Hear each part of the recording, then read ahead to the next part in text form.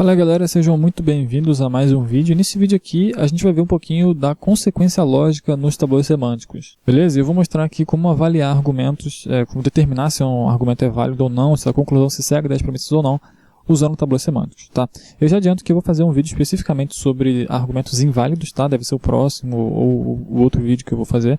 Então já se inscreve aí se você não for inscrito para você receber a notificação, tá? E ativa o sininho aí porque o YouTube às vezes não manda notificação, né, e tudo mais. Então, até então a gente viu aqui usando tabuleiros semânticos como avaliar fórmulas, né? Então, se a gente tinha, por exemplo, sei lá, para todo x, px implica em px, a gente consegue determinar a validade dessa fórmula aqui usando o tabuleiro, né? Mas só dessa fórmula. Como que a gente faz para saber se um determinado argumento é válido ou não? Ou seja, se a conclusão dele é uma consequência lógica das premissas. A gente consegue fazer isso aqui usando o tabuleiro de um jeito muito simples, tá? E o que está por trás disso é o mesmo metateorema que eu apresentei num outro vídeo, tá? No vídeo introdutório sobre tabuleiros, eu vou deixar o link aí, um card, tá? Se você não assistiu esse vídeo. Mas é o seguinte metateorema. A gente tem aqui, se uma determinada fórmula alfa, né, ela é uma consequência lógica, nesse caso aqui é uma consequência semântica, de um conjunto delta de fórmulas, a gente vai ter isso aqui, se e somente se a gente pegar esse conjunto delta e fizer a união dele com a negação de alfa, se somente se isso daqui for insatisfatível, tá? E o que significa isso aqui tudo? Se você não entender isso aqui, você vai entender agora. É o seguinte, uma fórmula, ela é uma consequência lógica de um determinado conjunto. No caso aqui a gente está falando de uma conclusão e de um conjunto de premissas, tá? Então delta aqui é o conjunto de premissas, alfa é a nossa conclusão, e a gente está dizendo que esse argumento é válido, né? Em outras palavras, se e somente se.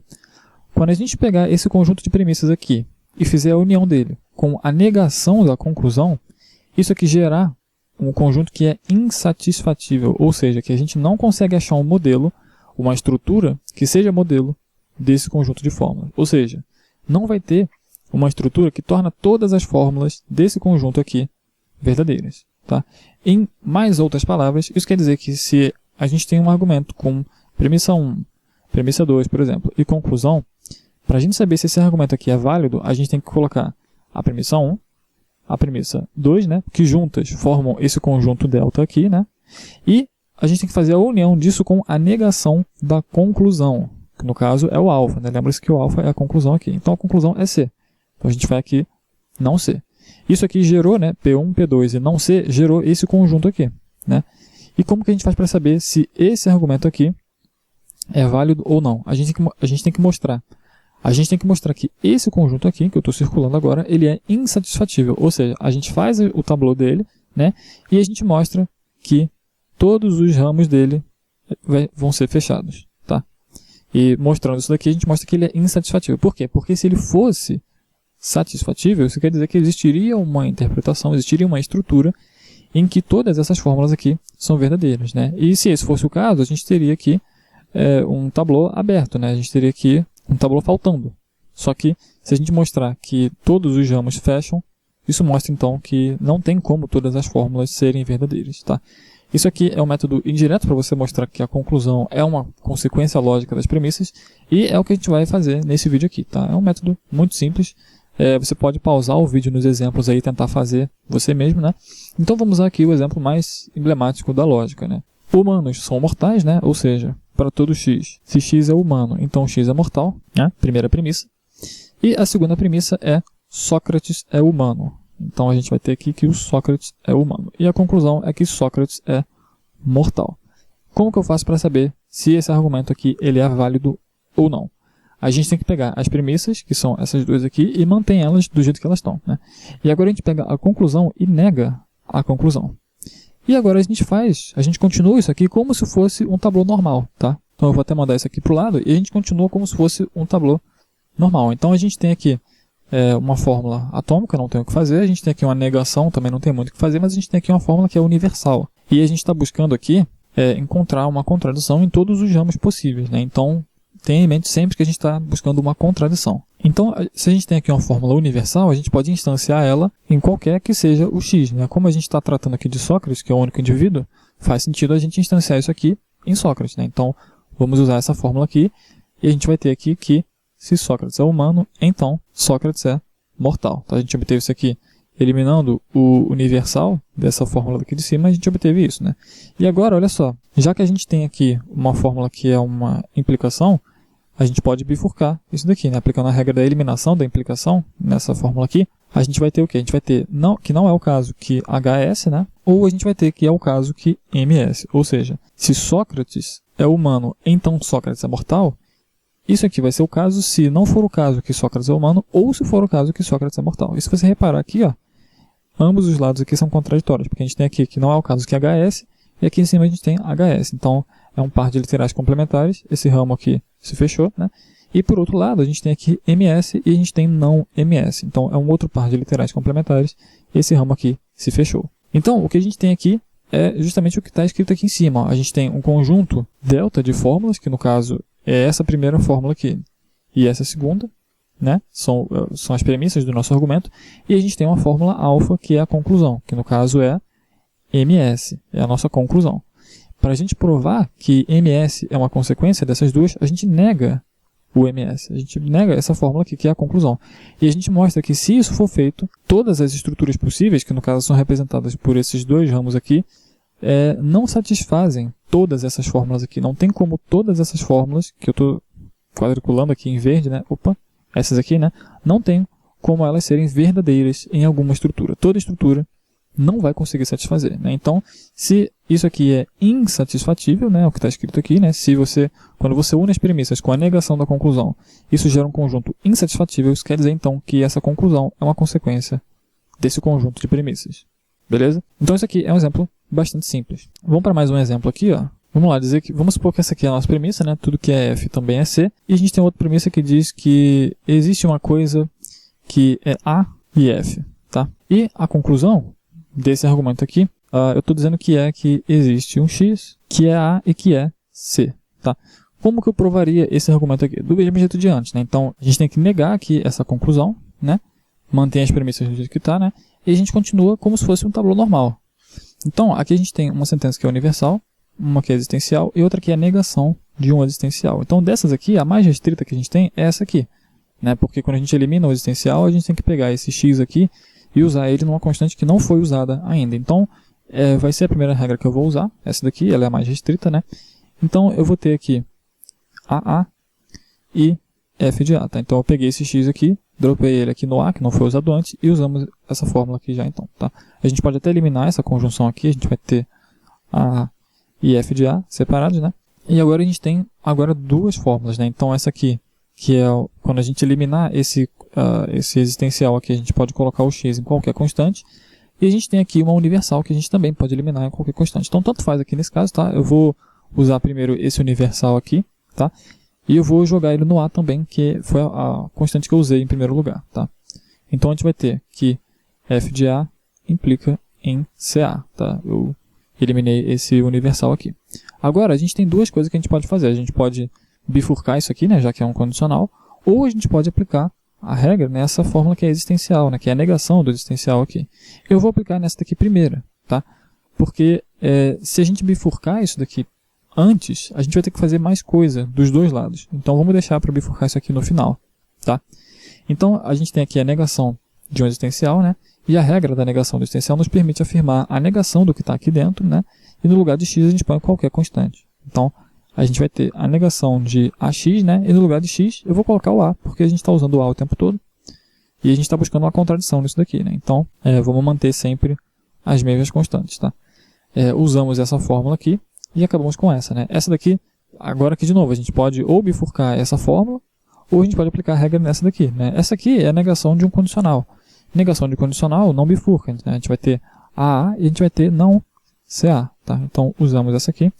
E agora sim, a gente tem um monte de fórmula atômica aqui, e a única que resta para a gente aplicar a regra é essa daqui, que é um condicional. Agora sim, isso aqui vai bifurcar.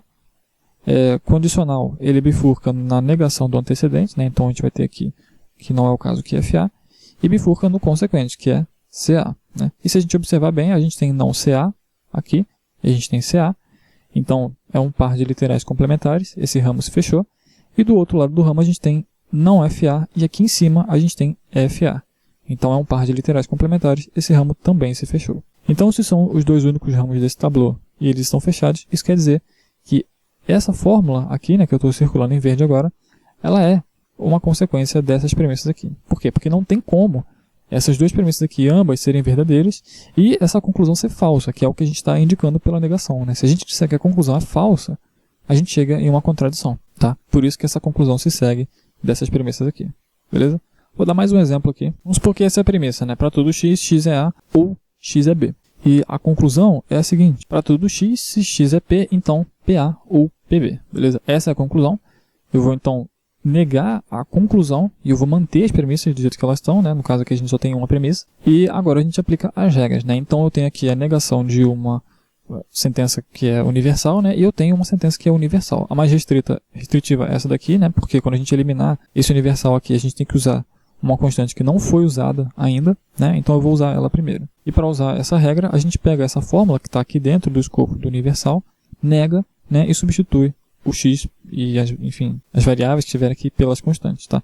Então a gente vai ter aqui que não é o caso que px, né? Só que no lugar de x, a gente coloca uma constante que não foi usada ainda, tá? No caso, o a já apareceu aqui em cima e o b também, né? E aqui embaixo também. Então eu vou usar o c, né? O c ainda não apareceu, eu vou colocar c aqui. E o resto, como não tem variável, permanece do jeito que está, beleza? Então usamos essa fórmula aqui. A gente tem agora aqui a negação de um condicional, né? Negação de condicional, essa regra aqui é tranquila, a gente vai ter o antecedente e a gente vai ter a negação do consequente, beleza? Usamos essa fórmula.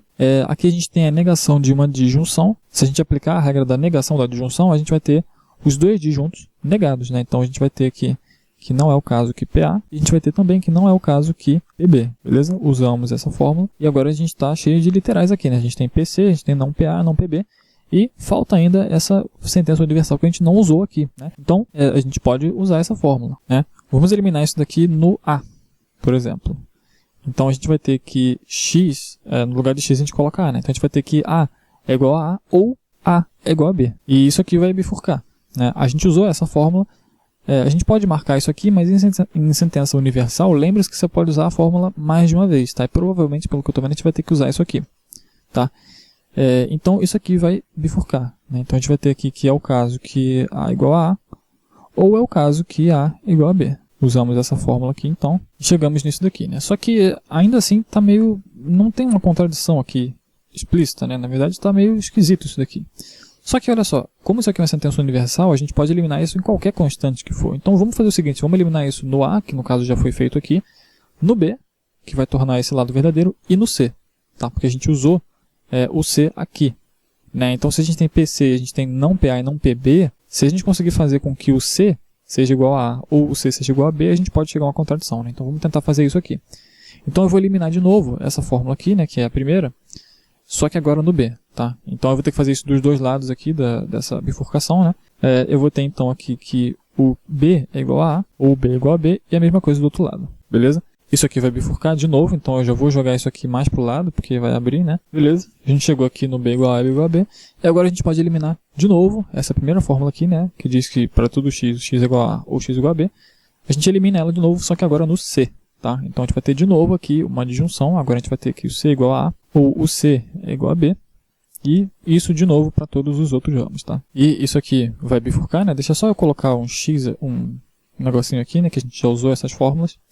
Isso aqui vai bifurcar de novo, né? Em todas essas disjunções aqui a gente vai ter mais uma bifurcação. Então a gente vai ter 8 aqui no total, beleza? E agora, olha só o que a gente tem. A gente tem várias bifurcações aqui, mas o que a gente fizer em uma vai valer para todas as outras, né? Porque todas são iguais, né? Então, a gente tem que PC é o caso e a gente tem que não PA é o caso. Então, se a gente tem PC e a gente tem aqui nesse primeiro ramo que o C é igual a A, então a gente pode repetir esse PC aqui, né? PC, só que em vez de C, já que o C é igual a A gente coloca A. E olha só o que a gente tem aqui, ó. A gente tem PA aqui, e se a gente for subindo nesse ramo, até aqui em cima a gente tem não PA. Sacou? Então isso aqui é uma contradição. A gente já pode fechar esse ramo aqui. Aqui a gente tem que o C é igual a B. Então a gente pode repetir, né, aquele PC que está aqui em cima, né? Porém, usando a regra da eliminação da identidade, se a gente tem PC e a gente tem que nesse ramo aqui o C é igual a B, no lugar de C a gente pode colocar B. E o que a gente obtém aqui é PB aqui embaixo, e subindo esse ramo a gente tem não PB aqui em cima, tá? Então isso aqui é contraditório. Fechamos aqui. E a mesma coisa dos outros, né? Já que tanto o PC quanto o não PA e o não PB ocorrem aqui antes da primeira bifurcação, essas três fórmulas aqui, né, elas são comuns a todas as bifurcações. Então, onde tiver C igual a A gente pode inferir PA, né, substituindo e usando a regra da eliminação da identidade, isso aqui vai dar contradição. E onde tiver PB, ou melhor, onde tiver C igual a B, a gente pode colocar PB, e isso vai dar contradição. Tá? Então, a gente vê que em todos os ramos a gente vai ter ramos fechados. Tá? Se todos os ramos desse tablô aqui se fecharam, e você vê que tem muitos aqui, né, ele cresceu exponencialmente, todos se fecharam, isso quer dizer que o tablô inteiro se fechou. Isso quer dizer, então, que essa conclusão aqui, né, que está negada, ela está negada, essa conclusão que está negada é uma consequência dessa premissa aqui. Tá? E, na verdade, isso aqui faz sentido, né, porque a primeira está dizendo que para todo x, o x é A ou o x é B. Né? Então, para qualquer coisa que você escolher, essa coisa ela vai ser A ou essa coisa vai ser B. E a segunda está dizendo que se uma determinada coisa é P, então o A é P ou o B é P. Isso é óbvio, né? Porque se é verdade que uma determinada coisa é X, e se tudo no universo de discurso é ou A ou B, então se alguma coisa é P, essa coisa só pode ser o A ou o B. Né? Então, a gente vê que esse argumento aqui, ele de fato é válido, né? Com tabuleiros aqui isso cresce bastante. Mas é isso daí. Então, o método que a gente usa é basicamente esse. Você pega as premissas, coloca elas e você nega a conclusão. Tendo negado a conclusão, você segue como se fosse um tablô normal. Né? Você vai aplicando as regras. E se você chegar no caso de todos os ramos do tablô se fecharem, você acabou de mostrar que essa conclusão que você negou, essa conclusão é uma consequência dessas premissas aqui de cima. Beleza? Agora, se você chegar em um tablô que fica aberto, um ramo, aí não é o caso que essa conclusão se segue das premissas. Não é o caso. Aí você vai estar diante de um argumento que é inválido e a gente vai tratar sobre ele, sobre esse tipo de argumento, né, melhor no próximo vídeo. Beleza? Então, já se inscreve aí, ativa o sininho para receber a próxima notificação. Eu vou ficando por aqui e eu vejo você no próximo vídeo.